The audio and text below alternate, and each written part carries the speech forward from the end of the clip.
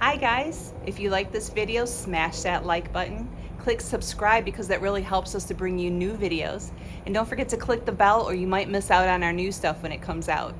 Thanks for watching. We really appreciate you.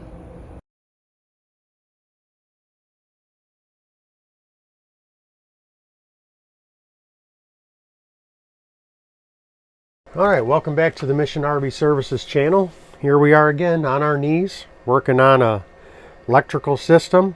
So today we are going to be changing out a transfer switch on this motor coach. And before we get started, look at all this beauty. All these wires. All of this is under the bed. Isn't that nice to know? You got the inverter here, which is the fan you probably hear running. We do have our power off. So we'll use our fluke pen. So we turned the power off at the breaker. But what we want to do is, these are our inbound wires here. And we just want to make sure we don't have any power. Check it with our meter also after we take the cover off. But the reason we're changing this transfer switch today is it doesn't latch very good. And what that means is that when we have power coming in from the shore side, which this, so you have, this is your input and output. So this goes to the fuse box, but you have this larger cable here and a smaller cable here. So this smaller one is from the generator. This larger one is actually our shore power cord. This is the other end of it. And what's happening is, once we get this cover off, we'll show you, but we're getting, the customer is getting, I should say, a humming noise. So what that's an indicator of is that the switch that's inside this box is not really holding tight. And it doesn't matter what campground they're at, what pedestal they're on, it'll work fine, and then it'll start humming. Sometimes it just completely loses latch. So we have a faulty switch in here that isn't changeable. So the easiest way is to just change out this whole switch, which is what we're going to do. But again, look at all of these wires they bury under your bed. So if you're ever wondering where your electrical is and you hear fans and things running, well, it could be that's because all your electrical is hidden under your bed. So it's always good that if you think you have problems with your electrical system, we want to change this out before it becomes a problem, because nobody wants to wake up in the middle of the night with this on fire. So we're going to get started. We'll get this cover off and then we'll show you the inner workings before we start pulling this out.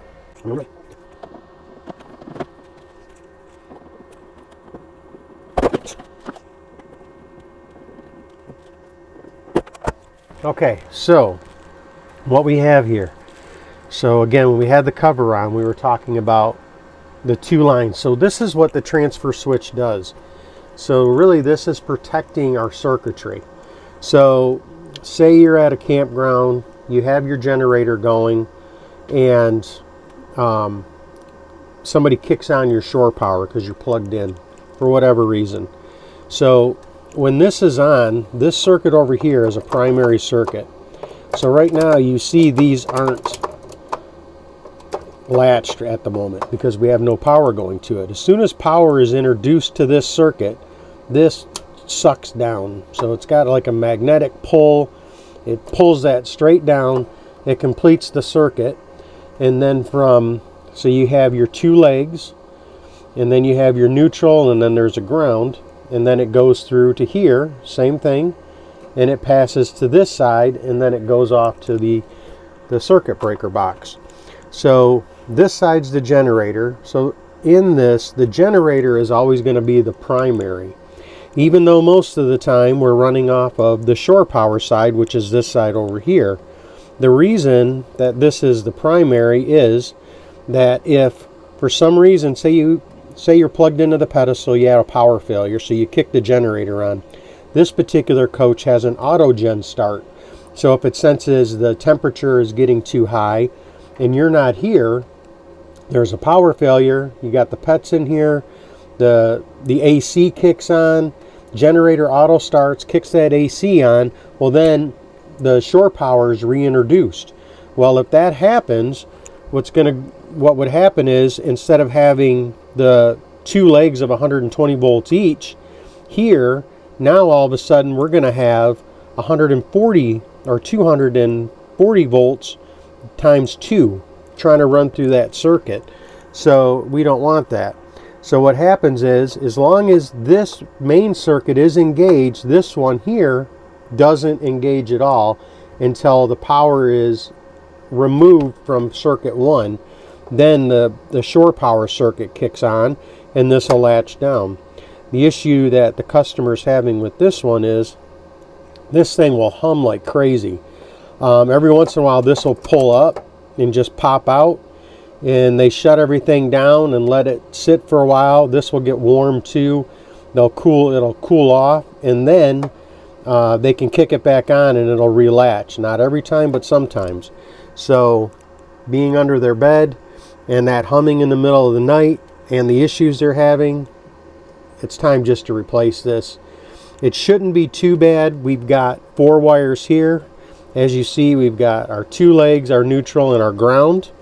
Same thing with the shore power line, 2 legs, a neutral, and a ground. So we'll pull these out of here. And then on this side, there's going to be jumper wires already hooked in. You see these wires are jumping. So our 2 legs, they jump over to this side. So on here, we're going to pull the ground off. And these legs, we'll get that out of there. And then we'll be able to pull this whole box out. But we are going to have to get these wire loom holders out. We'll get those taken off of there, and we'll get all this pulled apart, and then we'll be able to go ahead and pull this transfer switch out and get started. And if you're doing this yourself, please make sure you have no power. Make sure you read all your instructions. You know, that you're comfortable doing this. This is the lifeblood of your coach, right? It's all your power coming in to run everything. We want to make sure this is done right.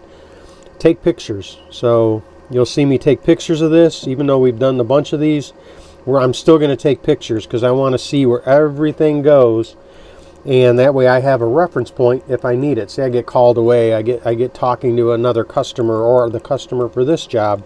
I want to make sure that I have a reference point, and then we'll get started taking this apart.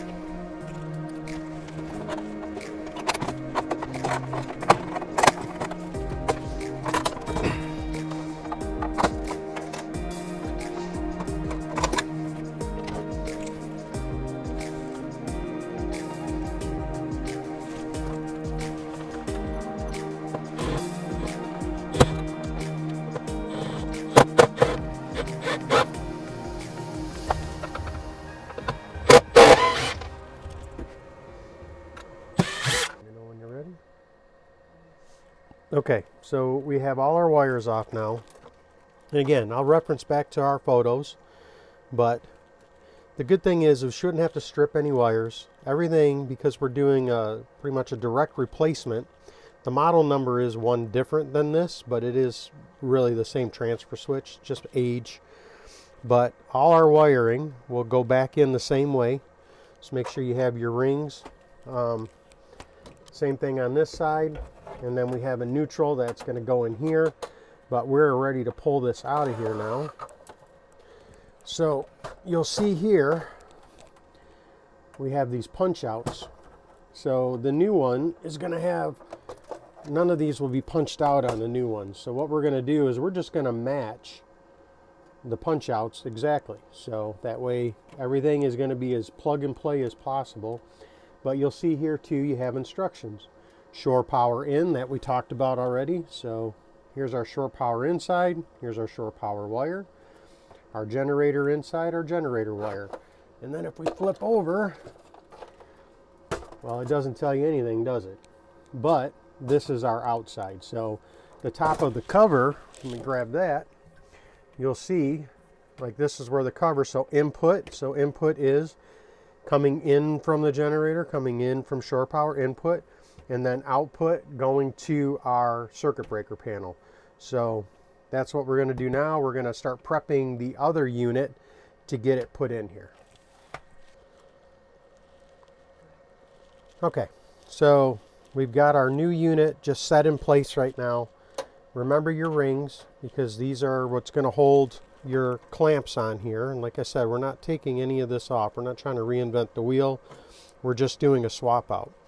So how we're going to start here is all our connectors are loose that we're going to be using. You can, and here's a better shot of the jumper.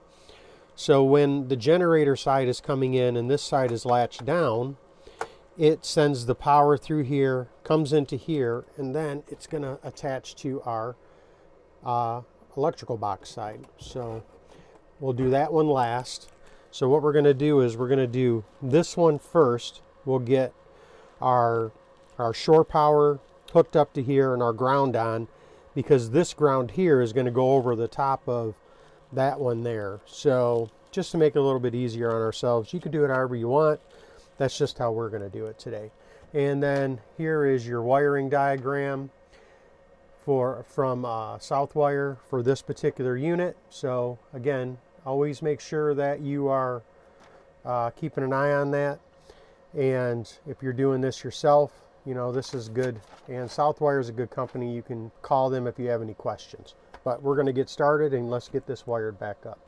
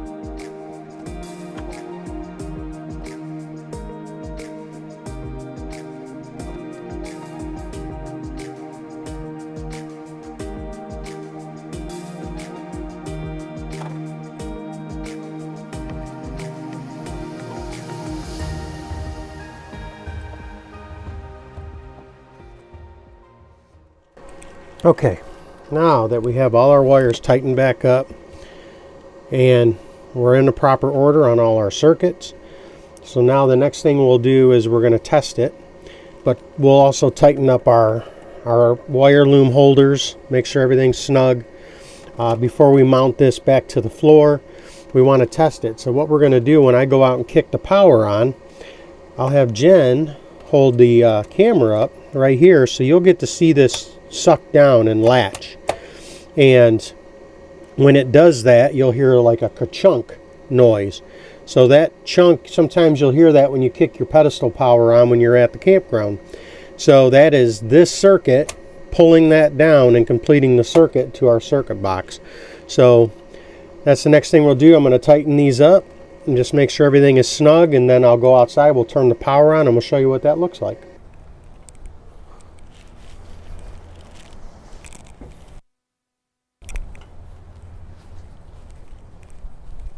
Okay, so you got to see how that pulls down. So if we would have started the generator side, you would have seen the same thing. So now we got the generator on. We're on shore power, but it's going to switch over to generator here in a second. And that is this auto switch. So it sends power on the main circuit, which is the generator circuit or primary. And the reason they do that is so if you have an auto start and your pedestal power goes out and the generator takes over, that's how it goes. So now what we're going to do is we're going to turn our generator off and we'll see it switch back. So we're going to turn the generator off. And there's your latch and unlatch. This box is live right now, so I'm not going to stick my fingers in there too much, but now you can see how that draws down. So there is a slight delay. So there's a circuit board in here. Circuit board waits till it senses good power. This is also a surge guard. So what it's doing is it's sensing the power's there. Once it realizes, okay, we've got good power, then it allows it to latch. 5 to 10 seconds. Usually that's the most, but sometimes it's immediate, but generally you're going to have a few second delay. So once it's going through there, then it goes right to the circuit box, and that's really it. So that is pretty straightforward when you're going transfer switch to transfer switch, this almost the exact same model.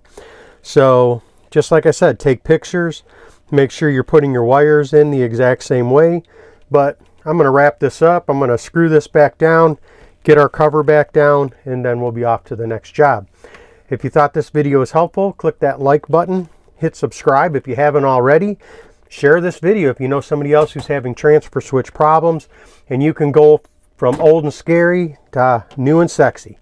Until next time, this has been Drew with Jen behind the camera for Mission RV Services.